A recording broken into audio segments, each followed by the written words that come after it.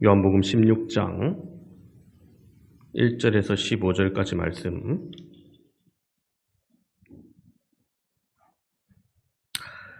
제가 봉독하도록 하겠습니다.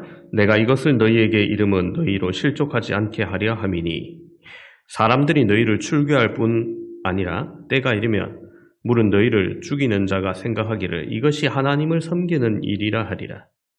그들이 이런 일을 할 것은 아버지와 나를 알지 못함이라. 오직 너희에게 이 말을 한 것은 너희로 그때를 당하면 내가 너희에게 말한 이것을 기억나게 하려 함이요 처음부터 이 말을 하지 아니한 것은 내가 너희와 함께 있었습니다.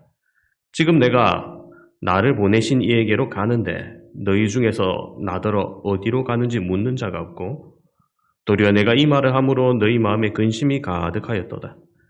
그러나 내가 너희에게 실상을 말하노니 내가 떠나가는 것이 너희에게 유익이라.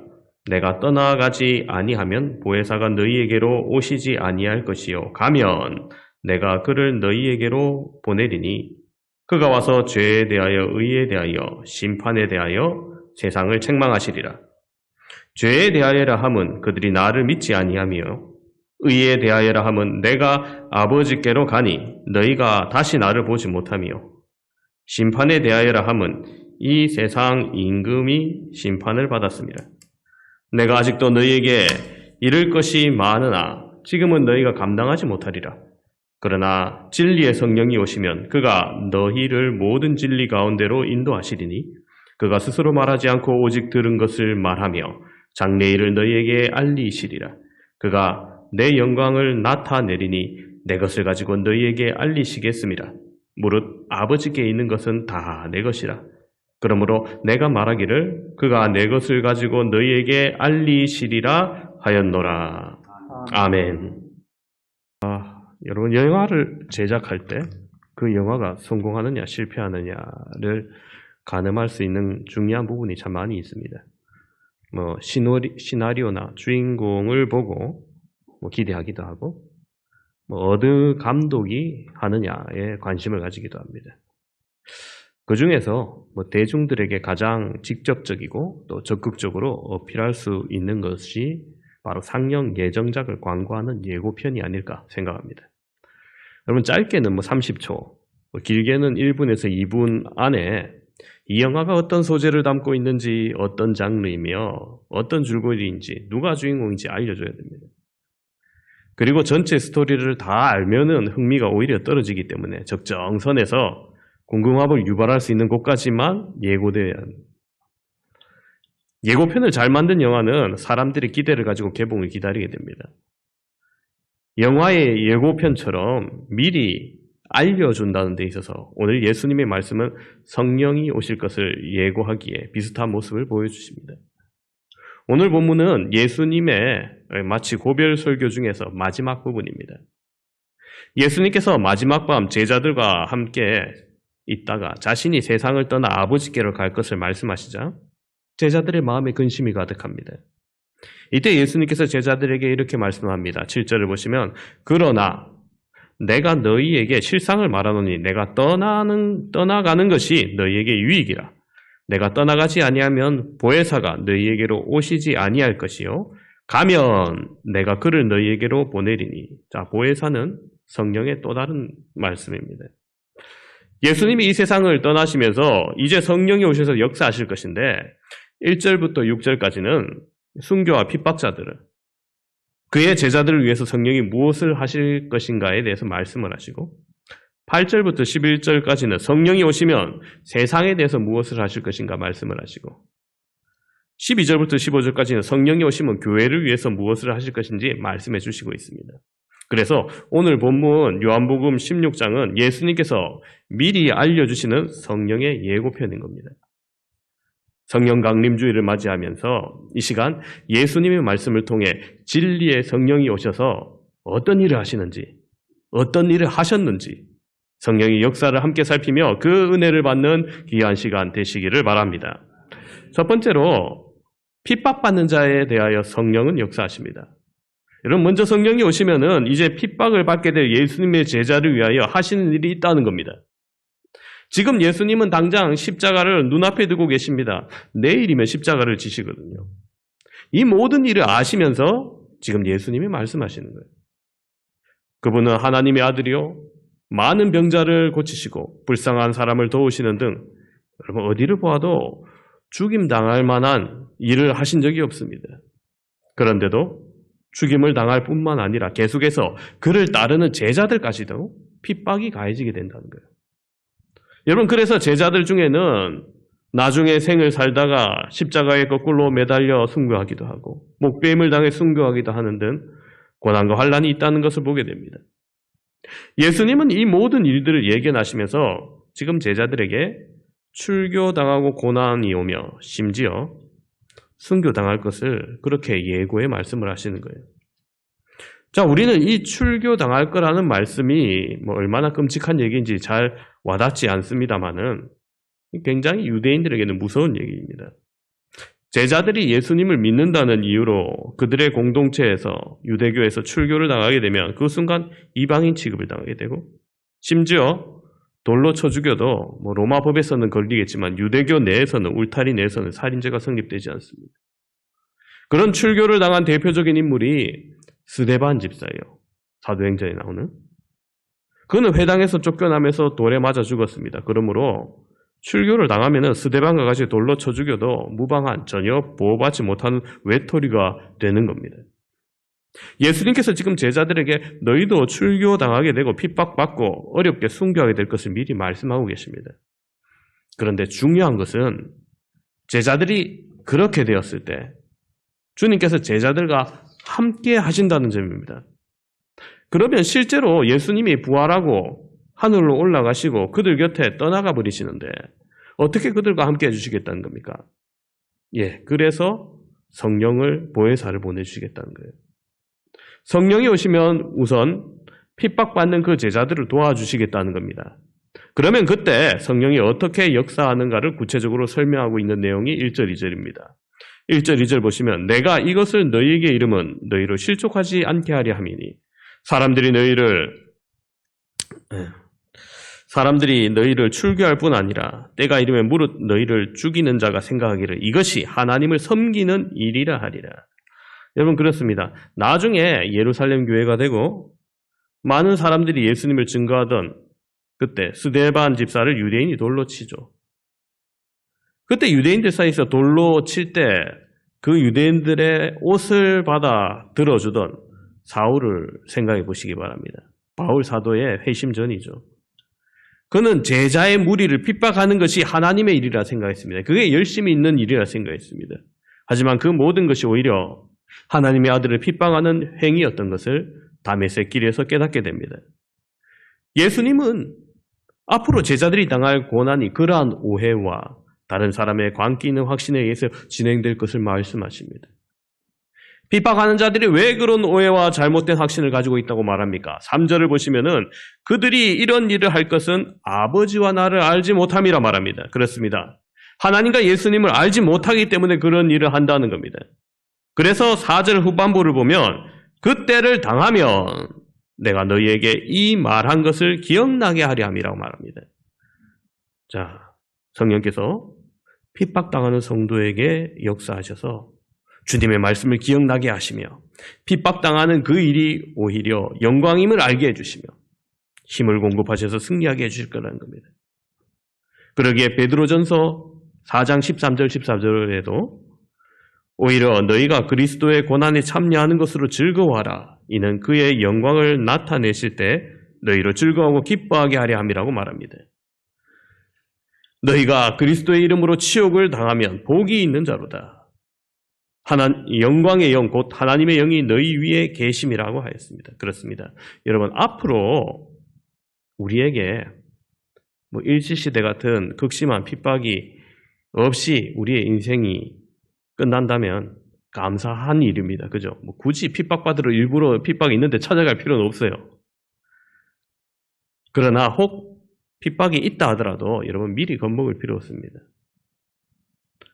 그러면 신사참배 안 하고 막 고문당하면은 나는 못 이길 것 같은데 미리 겁먹지 마세요. 있지도 않았는데 아직. 그때가 되면은 왜냐하면 그때가 되면 성령께서 함께 해주실 거라고 약속하기 때문입니다. 나는 못할 것 같은데 성령께서 함께 하신다는 거예요. 두 번째로 성령이 하시는 일, 교회된 성도들에게 성령은 역사하십니다.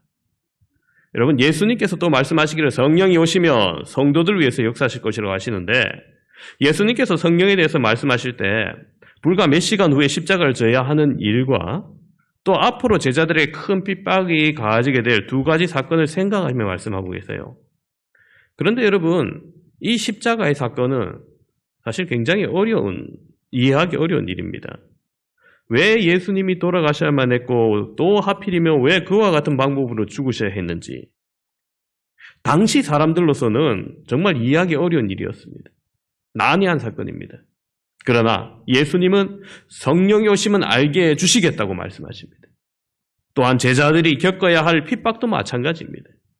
예수님을 믿고 하나님께 전적으로 헌신하는 사람들에게 복이 내려야지 왜 환난과 핍박 속에 어려움 중에 살다가 복음 때문에 순교까지 하느니 도무지 이해가 안 가는 문제였지만 이것도 성령이 오시면 너희를 위하여 위로하고 다 가르쳐 줄 것이라고 예수님은 말씀하시는 겁니다.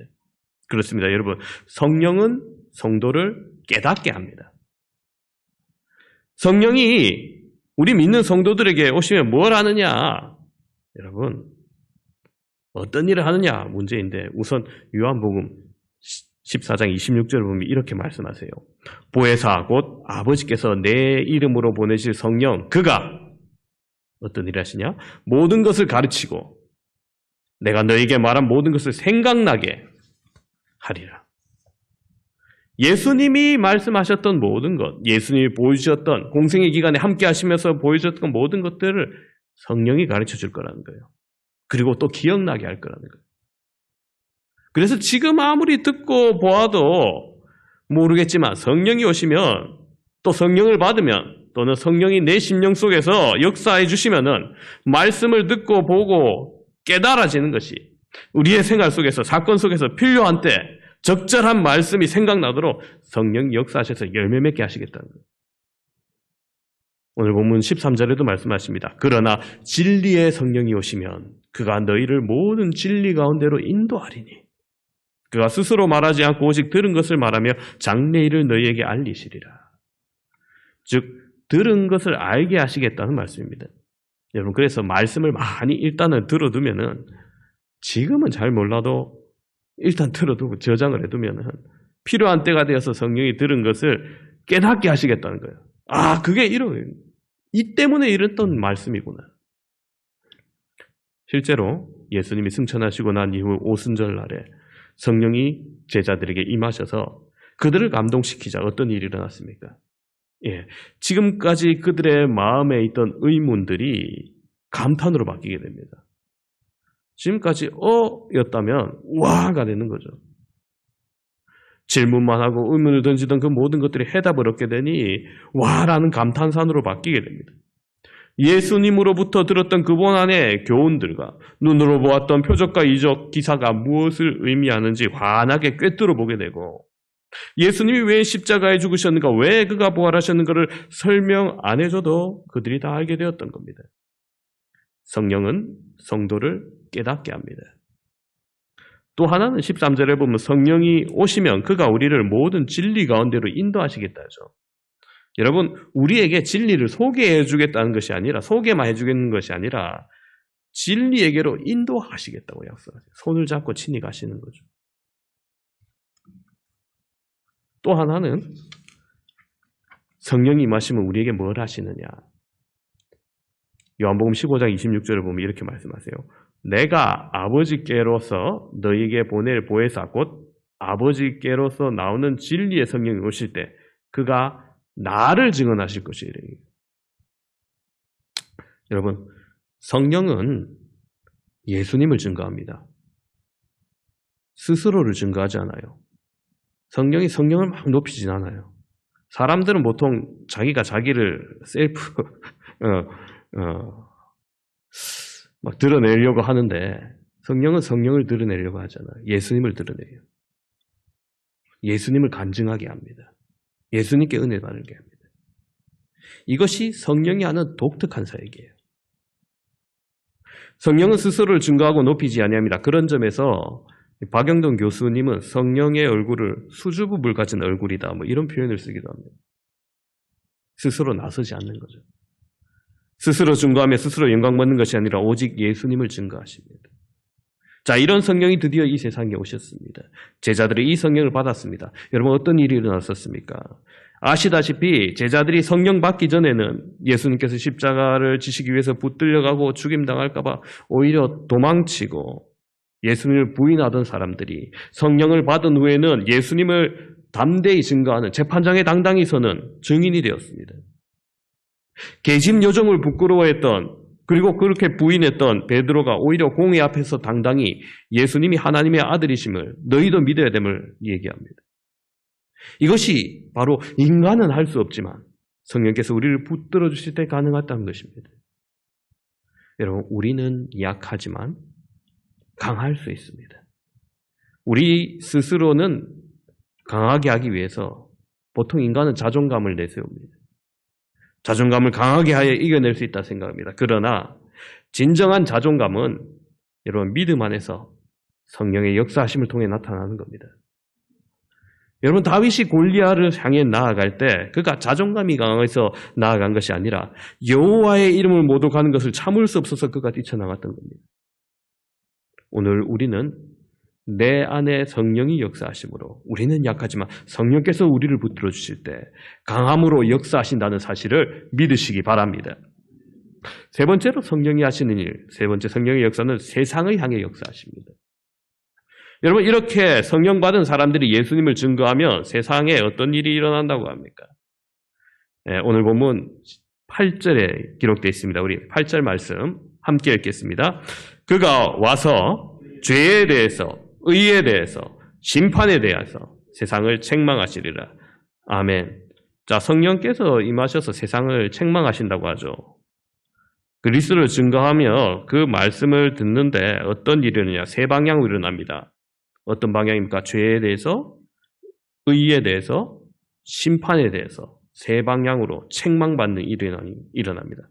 여러분 책망이라는 말 다르게 바꾸면 뭡니까? 양심의 가책을 받게 한다는 거죠. 예. 무엇에 대해서 가책을 받도록 만들고 마음을 떨리게 한다는 겁니다. 그것이 죄에 대해서 가책을 받도록 한다 하죠. 먼저 그러면 죄에 대해서 가책이 뭐냐? 9절 말씀 함께 보겠습니다. 9절입니다. 죄에 대하여라 함은 그들이 나를 믿지 아니하며. 여러분 뭐가 죄냐? 예, 뭐 도둑질하고 강도한 거 그런 것도 죄지만은 진짜 죄가 뭐냐 하면은 하나님 보내신 예수 그리스도를 믿지 않는 것이 죄예요. 예, 형사법, 실정법, 뭐 윤리적인 법 그런 죄도 당연히 죄입니다만 그 가운데 가장 큰 죄는 이 죄라는 거예요. 여러분 하나님을 알지 못하고 따르지 못함보다 더 큰 죄는 없는 겁니다. 창조주를 인정하지 않고 기억하지 않은 것 같은 큰 죄는 없습니다. 다른 좋은 책이나 뭐 경전이나 좋은 양서들 뭐 다른 죄를 깨닫게 할 수는 있어요. 명심보감을 보다가 내가 효심이 참 부족했구나 이런 윤리적인 죄를 깨달을 수는 있습니다. 그러나 이런 보편적인 죄에 대해서 양심을 깨우치는 일은 가능하지만은 가장 중요한 죄는 알지 못한다는 거예요. 바로 하나님을 따르지 못한 죄를 깨닫게 하는 것은 오직 성령뿐인 겁니다. 예수를 믿지 아니한 죄를 깨닫게 하여 가책을 받게 만들겠다는 겁니다. 두 번째, 의에 대하여 가책을 받도록 한다는 거죠. 여러분, 의가 또 뭐냐? 10절을 함께 보겠습니다. 10절입니다. 의에 대하여라 함은 내가 아버지께로 가니 너희가 다시 나를 보지 못하며. 자, 의가 뭐냐? 이 세상에 오셨다가 하나님 아버지께로 돌아가신 예수님의 이 사건을 의라고 하는 겁니다. 바로 십자가의 사건을 의라고 하는 거예요. 나의 구원을 위해 죽으심으로 그것을 우리가 가슴으로 느끼고 회심을 하게 하는 게 의라는 거예요. 죄인을 위해 죽으심으로 우리를 살리신 그 한량없는 사랑. 진정한 의에 대해서 깨닫게 하시고 십자가 앞에 무릎을 꿇게 하시는 겁니다. 이 자리에 계신 모든 분들이 이 성령의 역사로 이 자리에 오신 줄로 믿습니다. 그리고 지금도 이 세상을 향해서 이 역사는 계속됩니다. 십자가의 의를 깨달아 가책을 받게 하는 겁니다. 그 다음 성령께서 뭐를 한다고 하셨습니까? 심판에 대하여라. 심판에 대해서 가책받게 한답니다. 그럼 심판이 뭐냐? 11절 보시면은 심판에 대하여라 함은 이 세상 임금이 심판을 받았습니다. 자, 예수님이 이 세상에 오심으로 세상이 심판을 받았습니다. 여러분 지금 우리 눈에는 이 세상은 전혀 변화가 없이 역사 그대로 진행되는 것 같습니다. 예수님 오시기 전이나 예수님 오신 후나. 그렇지만 영적으로 볼 때 예수님은 이 세상에 이미 심판을 받게 하셔서 하나님의 진노 아래 놓여 있다는 겁니다. 이 세상 임금 사탄은 이미 심판을 받아서 하늘나라에 쫓겨와서 지금 세상에 추락되어 있습니다. 그러므로 여러분 시간이 문제인 거예요. 여러분 집행유예란 말 들어보셨죠? 신문지상 방송에서. 집행유예는 죄가 인정되고 유죄입니다. 형을 살지는 않지만 유죄예요. 형이 집행돼야 되는데 나중에 하겠다고 뒤로 미룬 것뿐이에요. 무죄는 아닌 겁니다. 그렇습니다. 지금 이미 하나님의 심판이 시작되었습니다. 그렇게 성령이 세상을 책망할 때 세상이 가책을 받는데 두 가지 반응을 일으켜요. 하나는 베드로의 설교를 듣고 베드로의 옷자락을 잡으며 형제여 우리가 어떻게 하면 좋을까? 마음에 찔림을 받고 견딜 수 없어서 우리가 어찌할까 하고 회개하고 돌아서는 부류가 한 부류. 다른 하나는 복음을 전하는 스데반 집사를 향해서 귀를 막고 돌로 치던 무리처럼 마음의 가책은 받지만 이를 갈면서 그 분을 못 이겨 의인을 끌어다가 돌로 쳐 죽이는 더 완악한 자가 되는 길이 있습니다. 세상은 양자택일입니다. 성령의 책망을 받고 회개하든지 돌아서든지 더 완악해져서 예수님을 끝까지 부인하든지 둘 중 하나인 거예요.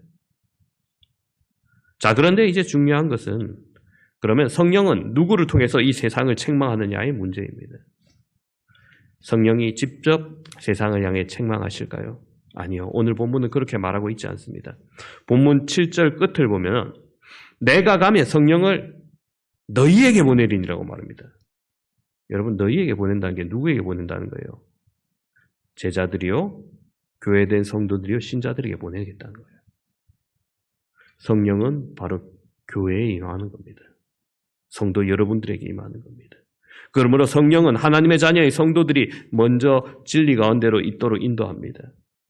13절에 있는 말대로 진리 가운데로 인도하시는 거예요. 신자들에게 먼저 죄에 대해서, 의에 대해서, 심판에 대해서 깊이 깨닫게 해주십니다. 그렇습니다. 먼저 성령은 예수님 믿는 신자들 속에 임하셔서 우리에게 먼저 죄와 의와 심판에 대해서 깨닫게 해주십니다. 왜 그렇습니까?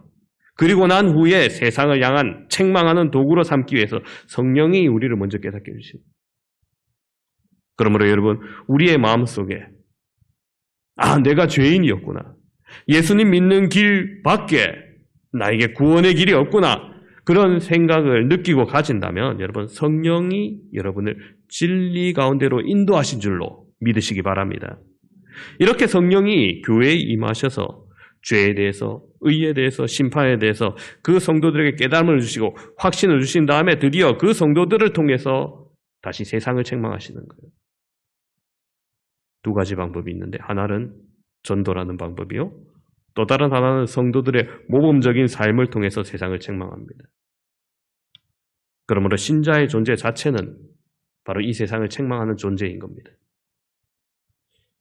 이 자리에 계신 성도 여러분, 우리가 예수님 믿는 신자의 신분으로 직장이나 일터에 가지 않습니까?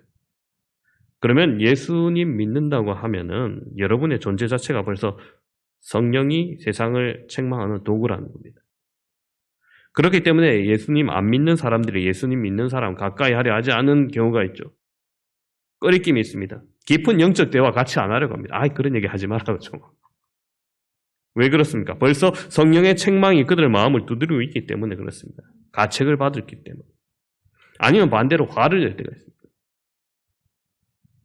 그런데 오늘 이 사회에서 우리 성도의 이 기능이 너무 약해져 있습니다. 십자가가 약하고 성령님이 약해서가 아니라 믿는 우리들이 바르게 서지 못하고 우리가 실족하고 혹 이단들이 기독교의 탈을 쓰고 세상 사람들을 손가락질 당하는 일들을 하고 있었기 때문입니다. 사람들이 구분 못하거든요. 이 자리에 계신 우리 모든 성도 여러분, 우리 교회 성도 하나하나가 어떤 사람이 되어야겠습니까? 진리 가운데로 인도함을 받고 난 다음에 성령께서 세상을 책망하실 때 사용되는 거룩하고 능력 있고 아름다운 교우가 되시기를 바랍니다. 우리가 다 같이 이런 도우가 되기를 원합니다. 주님께서 이런 교회를 원하시고 이런 신자를 원하시는 것입니다. 오늘 말씀을 정리합니다. 사랑하는 성도 여러분, 오늘 본문은 십자가를 앞둔 예수님께서 오실 성령이 어떤 일을 하실지 미리 말씀해 주시는 것입니다. 그리고 그 역사대로 오늘날까지 제자들에게, 성도들에게, 교회에게 나타나셨습니다. 오늘 성령의 역사는 첫 번째로 핍박하는 자에게 나타나신다고 합니다. 예수님의 이름으로 핍박받는 자들에게 함께 하시고 위로해 주시는 위로자 성령이라고 말씀드렸습니다. 두 번째로 성도들에게 역사하신다 말씀하셨습니다. 예수님의 말씀을 깨닫게 하십니다. 하나님의 말씀을 알게 합니다. 알 뿐만 아니라 진리의 가운데로 그 길로 한 걸음 한 걸음 함께 인도하십니다. 예수님을 증거하는 삶을 살게 합니다.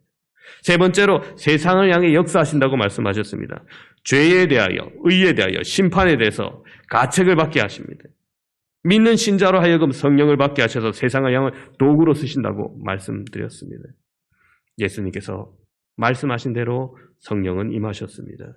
제자들이 모여 기도하던 오순절 다락방에 성령이 강림한 후에 그 이후 지금까지 우리와 함께 하십니다. 오늘 성령의 시대가 우리가 이 거룩한 성령의 역사로 쓰임받기를 원하며 세상을 향한 거룩한 도구가 되시는 저와 여러분 되시기를 주님의 이름으로 축원합니다.